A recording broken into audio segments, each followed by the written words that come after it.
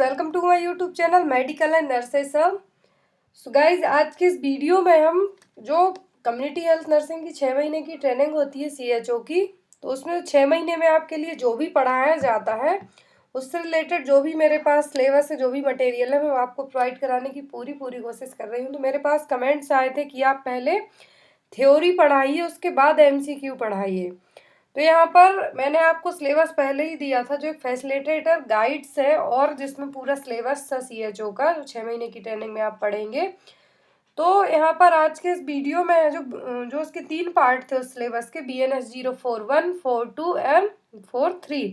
तो यहाँ पर 42 में टोटल 6 यूनिट है, तो पूरे सिलेबस में मिला के 92 यूनिट है। तो यहाँ पर हम जो BNS 041 है उसकी 4 यूनिट को हम कंप्लीट कर चुके हैं एज एन MCQ। उसको भी मैं आपके लिए थ्योरी बेस्ड पढ़ाऊंगी, बट उसके पहले BNS 042 का MCQ स्टार्ट करने के पहले मैं आपको थ्योरी, जो भी इसमें 6 यूनिट है, पर वीडियो आपको 1 यूनिट प्रोवाइड कराऊंगी। तो BNS 042 का मेन सिलेबस क्या है? Primary health care in common conditions. तो जो कॉमन कंडीशन होती हैं एज एन कम्युनिटी में, तो आप उनको एज अ सीएचओ कैसे डील करेंगे, कैसे केयर करेंगे और कैसे किस पेशेंट को आप रेफर करेंगे, वो आपको यहाँ पर बेसिक चीज़ें इस यूनिट में पढ़नी है। तो यहाँ पर ब्लॉक फर्स्ट है, BNS 042 है जो primary health care in common condition, उसका ब्लॉक फर्स्ट है।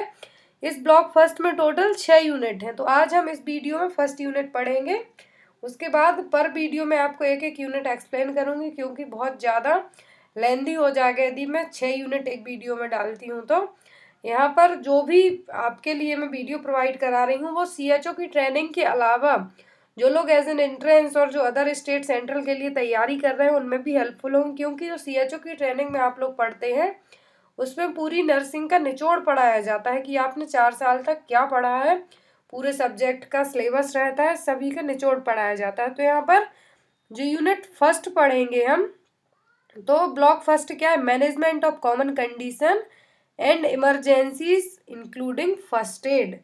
तो फर्स्ट एड में, प्राइमरी केयर में आप क्या प्रोवाइड कराएंगे। तो फर्स्ट यूनिट है common condition in gastrointestinal system. तो यहाँ पर ये देखिए, management of common condition in emergency including first aid, तो ये ब्लॉक फर्स्ट है। तो यहाँ पर इसकी यूनिट फर्स्ट पढ़ेंगे हम। तो यूनिट फर्स्ट क्या है? Common condition in gastrointestinal system. दूसरे में रेस्पिरेटरी सिस्टम। थर्ड में है heart, urinary system, blood disorder. यहाँ पर बेसिक बस पढ़ना है आपके लिए। फोर्थ यूनिट में eye, ear, nose and throat, ENT पूरा हो जाएगा इसमें कवर। फिफ्थ में first aid in common emergency condition में कैसे एज अ सीएचओ आप डील करेंगे। और सिक्स्थ है डिजास्टर मैनेजमेंट। तो यहाँ पर आज हम पढ़ेंगे common condition in gastrointestinal system. यदि जीआई ट्रैक्ट में कोई कॉमन ऐसी प्रॉब्लम होती है जिसको आप एज अ सीएचओ डील कर सकते हैं, तो वो यहाँ पर पढ़ेंगे। तो यहाँ पर जो कॉमन कंडीशन है उनमें क्या क्या कंडीशन है, तो यहाँ पर हम इस यूनिट का जो पहला बैकग्राउंड है, मीन्स पॉइंट है, वो क्या क्या है वो देख लेते हैं। तो यहाँ पर जब आप कॉमन कंडीशन पढ़ेंगे गैस्ट्रोइंटेस्टाइनल सिस्टम में, तो यहाँ पर जो कंडीशन है वो क्या हो सकती हैं, ऑब्जेक्ट क्या है उनके। सबसे पहली जो इसमें कॉमन जीआई ट्रैक्ट से लेके प्रॉब्लम होती है वो होती है पेन। तो आपको उस पेन के लिए असिस्ट करना है, साइड किस साइड पर पेन हो रहा है, मैनेज कैसे करेंगे आप उसको। यदि पेन बहुत ज़्यादा है तो आप उसको, यदि आपकी ड्यूटी जहाँ पर भी लगती है तो वहाँ पर वो सुविधाएं नहीं है, तो आप उसको किस कंडीशन में रिफ़र करेंगे। नेक्स्ट है nausea and vomiting. Fourth is diarrhoea. तो डायरिया किस किस के कारण होगा? कॉलेरा भी मोस्ट कॉमन कॉज हो सकता है, बैसिलरी डिसेंट्री, अमीबिक डिसेंट्री। फिर आता है कॉन्स्टिपेशन, जॉइंटिस, जीआई ब्लीडिंग, अपर जीआई ब्लीडिंग हो रही है या फिर ब्लीडिंग पर रेक्टम हो रहा है, distension of abdomen, dysphagia mean swelling difficulty, dyspepsia, aphthous ulcer. Let's some model answer. तो यहाँ पर ये यूनिट फर्स्ट का सिलेबस हो गया आपके लिए। अब नेक्स्ट इसमें देखते हैं कि आपको क्या क्या चीज़ें पढ़नी है। तो सबसे पहले आपको जीआई ट्रैक्ट की जो भी प्रॉब्लम्स है उनकी लिस्ट पता होनी चाहिए एज अ सीएचओ, क्या क्या कम्युनिटी में क्या क्या ऐसी प्रॉब्लम हो सकती हैं। तो पहला तो यहाँ पर पेन। पेन एक कॉमन कंडीशन है, कभी कभी एक्यूट मीन्स कुछ सडनली भी ऐसे पेन स्टार्ट हो जाते हैं जिनका रीज़न हमें पता नहीं होता। कुछ ऑनसेट होते हैं और कुछ क्रॉनिक टाइम से चल रहे हैं, बहुत लॉन्ग टाइम से चल रहे हैं, तो वो आएंगे पेन में। तो पेन में आपको क्या करना है, असिस्ट करना है पेन के लिए कि पेन है जो, पेन क्या है, एक सब्जेक्टिव फीलिंग। ये पॉइंट आप याद रखिए, pain is a subjective feeling. MCQ में इसी टाइप के क्वेश्चन आते हैं कि पेन सब्जेक्टिव फीलिंग है या फिर ऑब्जेक्टिव। तो यहाँ पर पेन क्या है, सब्जेक्टिव फीलिंग, मीन्स आप इस चीज को फील कर सकते हैं। तो यहाँ पर पेन क्या है, assist the pain with respect to onset aggravating and relieving factors. Quality means आपको पेन के बारे में जो दर्द हो रहा है कहीं पर भी बॉडी में, स्पेशली जीआई ट्रैक्ट में, तो आपको जो पेन हो रहा है वो कितने टाइम से हो रहा है, क्या एग्रीवेटिंग फैक्टर्स है उसके, मीन्स क्या उस चीज को बढ़ा रहा है, किससे आपका जो दर्द है वो कम हो रहा है, क्वालिटी क्या है, रेडिएट मीन्स कहाँ से कहाँ ट्रांसफर हो रहा है, सभी चीजें आपको पता होनी चाहिए। तो असेसमेंट ऑफ पेन के लिए एक जो एक्रोनाइम है वो यूज किया जाता है, OPQR ST एंड U। तो आप ये याद भी रखिए कि पेन असेसमेंट के लिए जो एक्रोनियम यूज किया जाता है वो क्या है, तो वो है OPQR ST एंड U। तो हम इसको पढ़ते हैं। ओ यहाँ पर रिप्रेजेंट करेगा ऑनसेट, मीन सडन पेन हुआ है। तो इसमें आपको क्या चीजें पता होनी चाहिए, कब से स्टार्ट हुआ है, कितने लंबे टाइम से हो रहा है, या फिर जो सिम्टम्स है आपको कब से पता चल रहा है, ये सभी चीजें पता होनी चाहिए ऑनसेट ऑफ पेन में।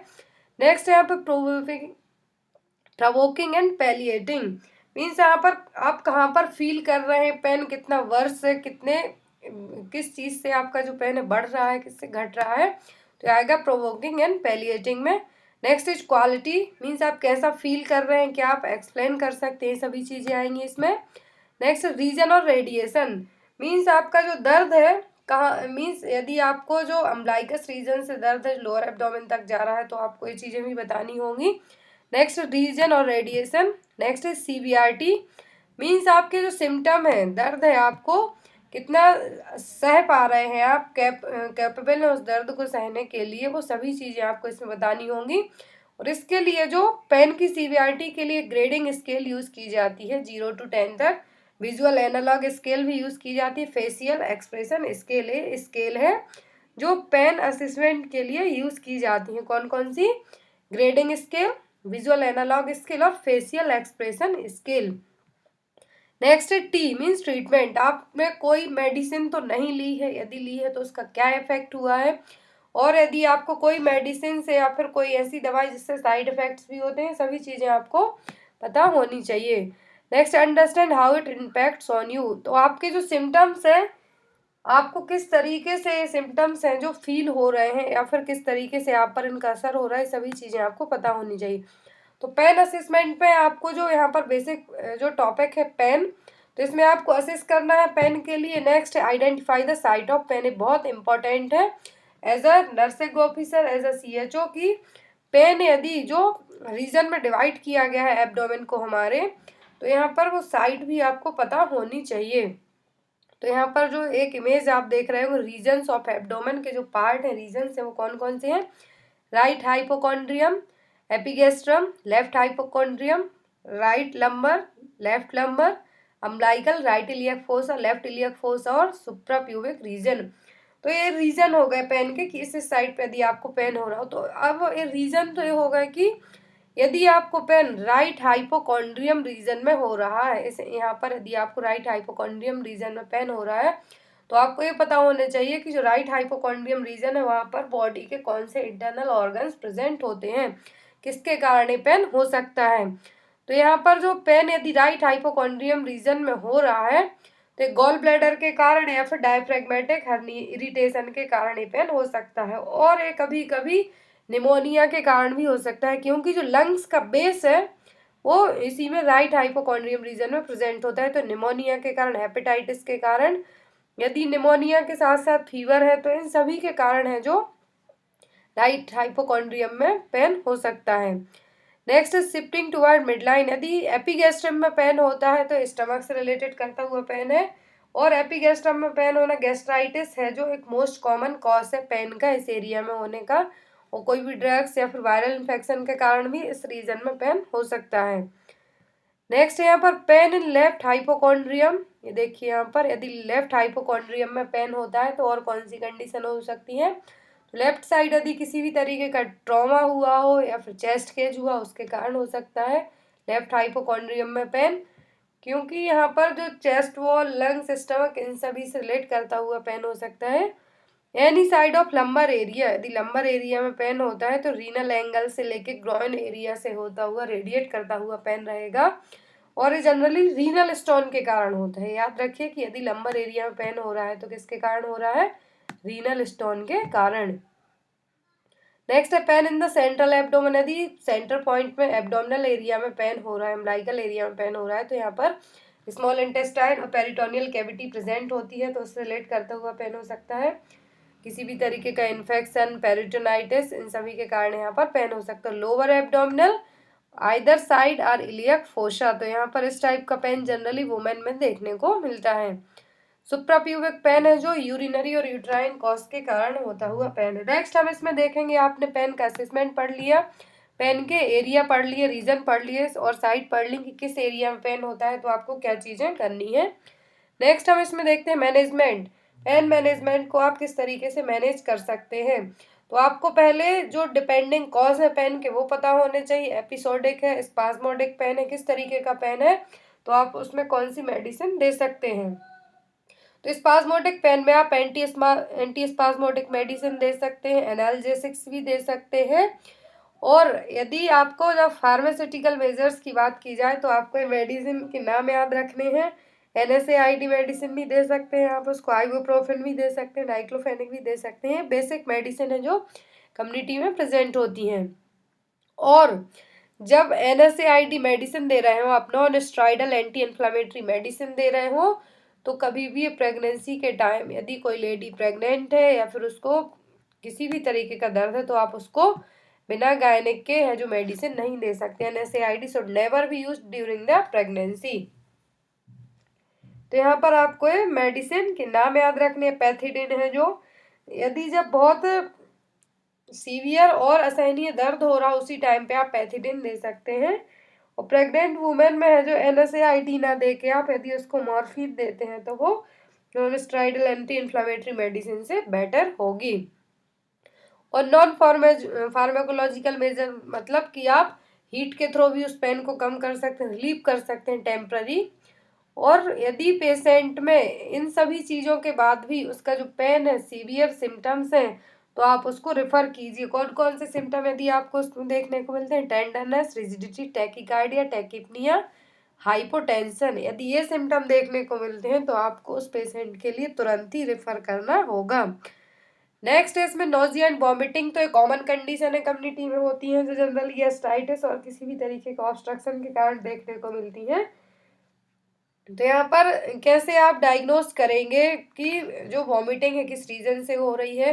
यहाँ पर आपको कॉजेज भी पता होने चाहिए कि नोजिया वॉमिटिंग के कॉज क्या हो सकते हैं। GI प्रॉब्लम या फिर सिस्टमेटिक इलनेस, अर्ली प्रेगनेंसी और रीनल फेलियर या फिर vertigo, food poisoning, abdominal pain, इन सभी के कारण भी वॉमिटिंग हो सकती है। तो ये बेसिक कॉज है, आपको पता होने चाहिए। फिर फार्माकोलॉजिकल ट्रीटमेंट में आपको क्या करना है? ओरल सिम्टोमेटिक ट्रीटमेंट देना है। यदि पेशेंट बहुत ज़्यादा डिहाइड्रेट दिखता है तभी आपको उसको हॉस्पिटलाइज करके IV फ्लूइड देना है। इन केस ऑफ डिहाइड्रेशन में ओरल फ्लूइड स्टार्ट करना है यदि पेशेंट स्टेबल है तो। और अप्रोप्रिएट एंटीस्पाज्मोडिक और एनाल्जेसिक मेडिसिन देना है यदि पेन प्रेजेंट हो। ऑन्डेमसेट्रॉन जो एंटी एमेटिक मेडिसिन है वो देनी है 6 to 8 आवर के गैप में, 6 से 8 घंटे के गैप में है जो ऑन्डेमसेट्रॉन देना है। IV भी दे सकते हैं, ओरली भी दे सकते हैं, और मेटोक्लोप्रामाइड भी दे सकते हैं आप IM रूट के थ्रू। तो आपको ये बेसिक मेडिसिन पता होंगी, ये सभी देना है इसमें। यदि प्रेगनेंसी का केस है तो ये सभी मेडिसिन आपको अवॉइड करनी है। सिर्फ आप उसमें प्रोमेथाजीन बस ही दे सकते हैं जो फर्स्ट ट्राइमेस्टर में सेफ मेडिसिन मानी गई है। बहुत अच्छा MCQ यहाँ पे बनता है कि जो प्रोमेथाजीन है इसको प्रेगनेंसी में दे सकते हैं या नहीं दे सकते हैं, बहुत सेफ ड्रग है फर्स्ट ट्राइमेस्टर में।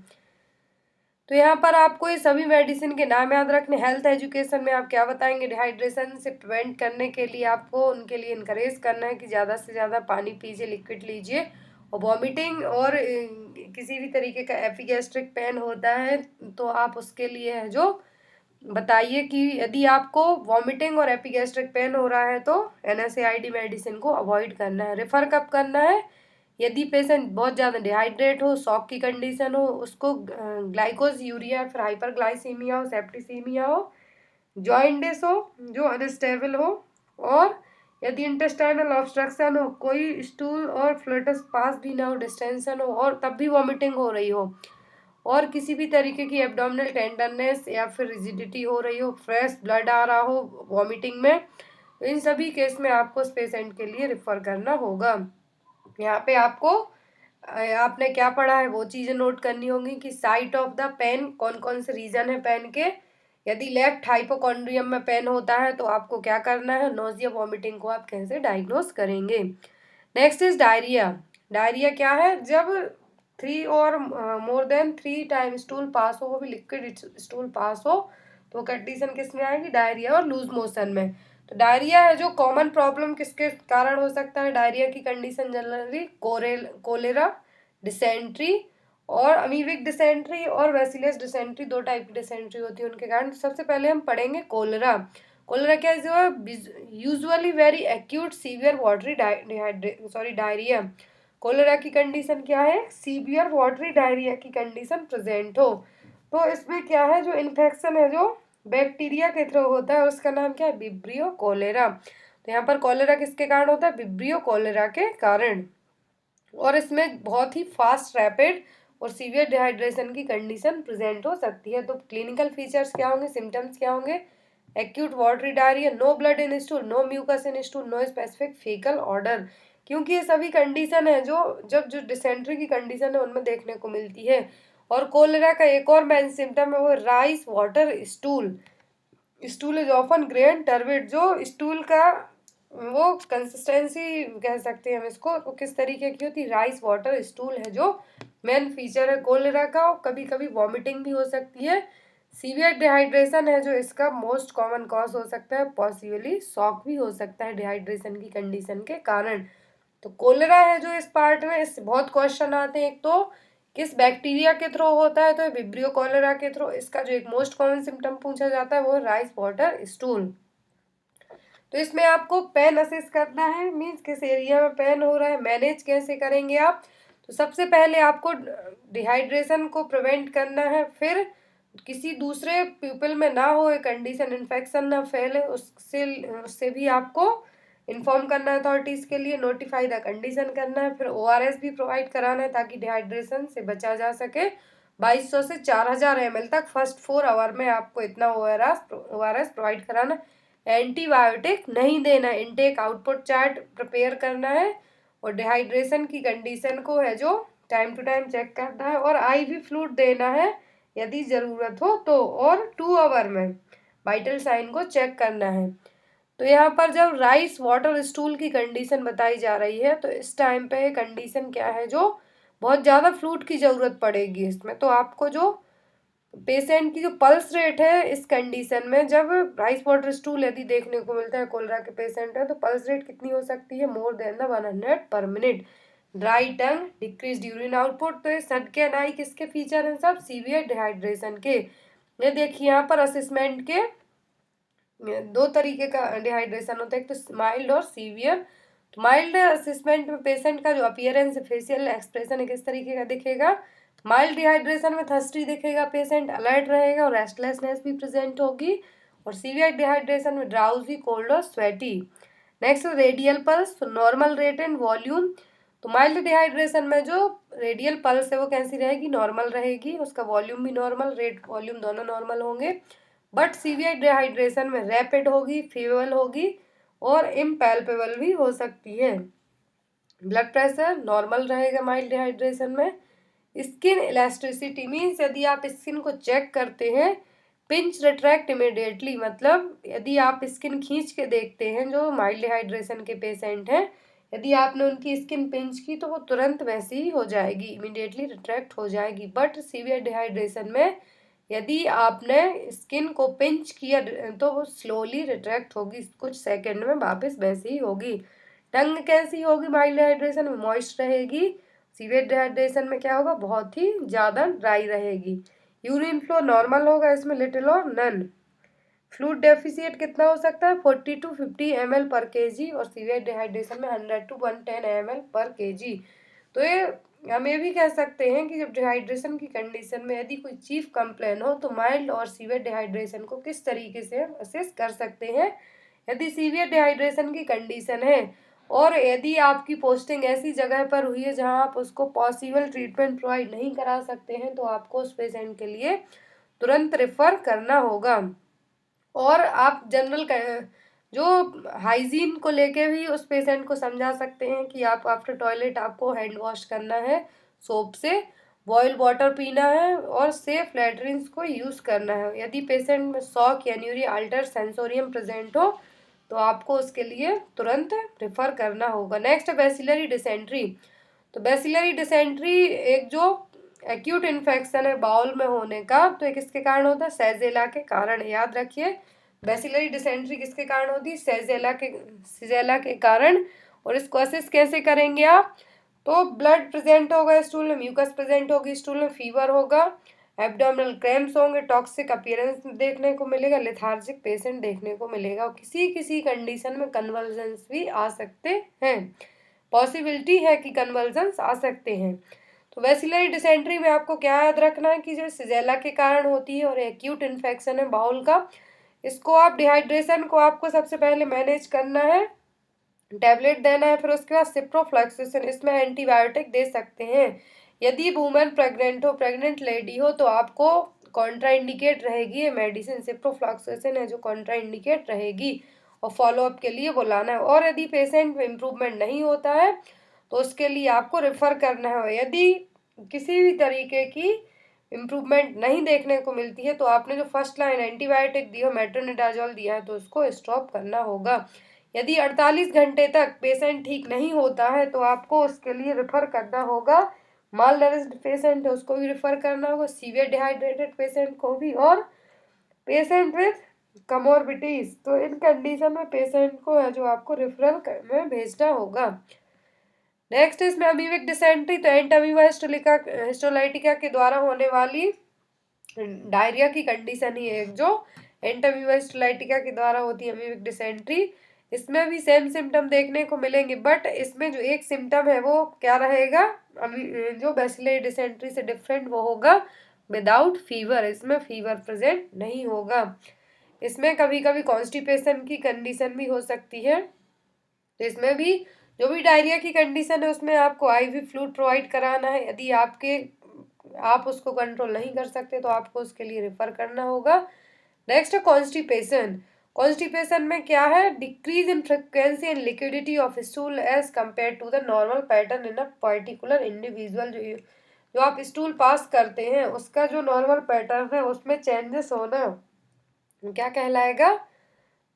Less than 3 bowel action per week. तो जनरली जो कॉन्स्टिपेशन कब कहा जाता है कि कॉन्स्टिपेशन की कंडीशन है? यदि आपका जो एवाकुएशन इनकम्प्लीट एवाकुएशन है या फिर जो आप स्टूल पास करने जाते हैं वो तो एक वीक में लेस देन 3 टाइम्स जाएं तो क्या कहलाएगा? कॉन्स्टिपेशन में। इसके कॉज क्या हो सकते हैं? यदि आपने लो फाइबर डाइट्स ली हो, एक्सरसाइज नहीं करते हैं, प्रेगनेंसी में भी हो सकती है, ओल्ड एज में, किसी मेडिसिन के जो साइड इफेक्ट भी हो सकते हैं, न्यूरोजेनिक कॉज भी हो सकते हैं, साइकोजेनिक डिसऑर्डर के कारण, एनीमा, लैक्सेटिव। यदि आपने लॉन्ग टाइम तक एनीमा लिया हो तब भी आपके लिए कॉन्स्टिपेशन की कंडीशन हो सकती है। Cancer of the bowel. यदि बाउल में किसी भी तरीके का कैंसर है उसके कारण भी ये कंडीशन हो सकती है। और कभी कभी इन्वायरमेंट चेंज के कारण भी कंडीशन हो सकती है।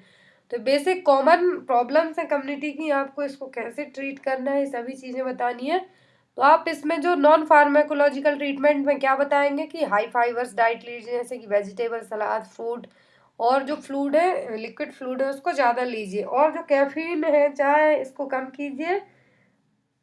Avoid suppression of urge to defecate, make a regular bowel habit. आपको अपनी रेगुलर बाउल हैबिट बना। Bulk forming agents like ispaghula husk, एक घास जैसे कुछ होता है, पाउडर जैसे ही रहता है। तो जनरली इसको कॉन्स्टिपेशन में भी देते हैं, डायरिया में भी देते हैं, जैसे ही कंडीशन रहे उन्हीं कंडीशन में दिया जाता है।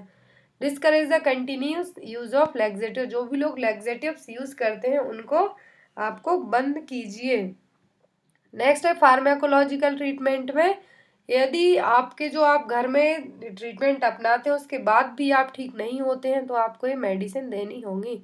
Lactulose 15 to 20 ml oral at night देना है, या फिर ओरल सस्पेंशन भी दे सकते हैं। मैग्नीशियम सल्फेट MgSO4 दे सकते हैं नाइट में, और आइसोटोनिक पॉलीएथिलीन ग्लाइकोल भी दे सकते हैं। तो यहाँ पर ये सभी मेडिसिन 2 से 4 बार ही देनी है वीक में। फॉस्फेट एनीमा भी दे सकते हैं इन केस यदि पेशेंट को बहुत ज़्यादा प्रॉब्लम हो रही हो, इंटेस्टाइनल ऑब्स्ट्रक्शन भी हो गया हो, सब एक्यूट इंटेस्टाइनल ऑब्स्ट्रक्शन हो गया हो, तो उस कंडीशन में आप उसको एनीमा भी दे सकते हैं। रेफर कब करना है? यदि पेशेंट 24 घंटे तक है जो एब्डोमिनल पेन या फिर वॉमिटिंग डिस्टेंशन देखने को मिलता है, ठीक नहीं होता है, तो आपको उस पेशेंट के लिए रेफर करना होगा। या फिर क्रोनिक कॉन्स्टिपेशन हो रहा हो 2 वीक से और ज़्यादा से, किसी भी तरीके की मेलिग्नेंसी भी हो सकती है, कैंसर भी हो सकता है, तो इस कंडीशन में आपको उस पेशेंट के लिए रेफर करना होगा। तो यहाँ पर जो चेक योर प्रोग्रेस में आपको फीचर ऑफ कोलेरा लिखना है। कोलेरा के क्या क्या फीचर है, वैसिलरी डिसेंट्री को कैसे डायग्नोज करेंगे, मीन्स क्या क्या सिम्टम है वैसिलरी डिसेंट्री के, और अमीबिक डिसेंट्री का कॉजेटिव एजेंट क्या है, राइट। तो इसमें नेक्स्ट है जॉइंडिस। जॉइंडिस क्या है? तो जनरली जॉइंडिस की कंडीशन कब होती है? जब हमारी बॉडी में ब्लूरोबिन का लेवल बहुत ज़्यादा बढ़ जाए। तो ये ब्लूरोबिन का लेवल कब बढ़ेगा ज़्यादा? जब जो गॉल ब्लैडर है वहाँ पर किसी भी तरीके का ऑब्स्ट्रक्शन हो, या फिर कोई ऐसी कंडीशन हो जिसके कारण जो ब्लूरोबिन लेवल हमारा बढ़ रहा है, या फिर आरबीसी का डिस्ट्रक्शन बहुत ज़्यादा हो रहा है, इस कंडीशन में भी जॉइंडिस हो सकता है। तो यहाँ पर वायरल हेपेटाइटिस भी इसका एक कारण हो सकता है। तो जो भी जॉइंटिस की कंडीशन है जनरली किसको अफेक्ट करेगी? हमारे लीवर को, गॉल ब्लैडर को। तो यहाँ पर जो मोस्ट कॉमन कॉज है, जो क्लिनिकल फीचर्स हो सकते हैं वायरल हेपेटाइटिस के, यहाँ पर जनरली जॉइंटिस क्या है, एक्यूट हेपेटाइटिस के कारण भी हो सकता है, वायरल हेपेटाइटिस के कारण भी हो सकता है, और जो क्रोनिक हेपेटाइटिस की कंडीशन है जैसे कि हेपेटाइटिस बी, इन सभी के कारण है जो जॉइंटिस की कंडीशन हो सकती है कम्युनिटी में। तो यहाँ पर इसके क्या क्या वायरल हेपेटाइटिस के क्या फीचर्स रहेंगे? Fever, chills, headache, fatigue, means किसी भी तरीके का इन्फेक्शन बॉडी में होता है तो ये सभी सिम्टम देखने को मिलेंगे। तो आप कैसे डायग्नोज करेंगे एक्यूट वायरल हेपेटाइटिस को क्रोनिक हेपेटाइटिस से? तो दोनों ही पेशेंट में स्पेसिफिक सिम्टम्स देखने को नहीं मिलते, इसीलिए थोड़ा सा डिफिकल्ट हो गए आपके लिए पहचानना कि किस पेशेंट में कितने टाइम से सिम्टम्स रहे हैं।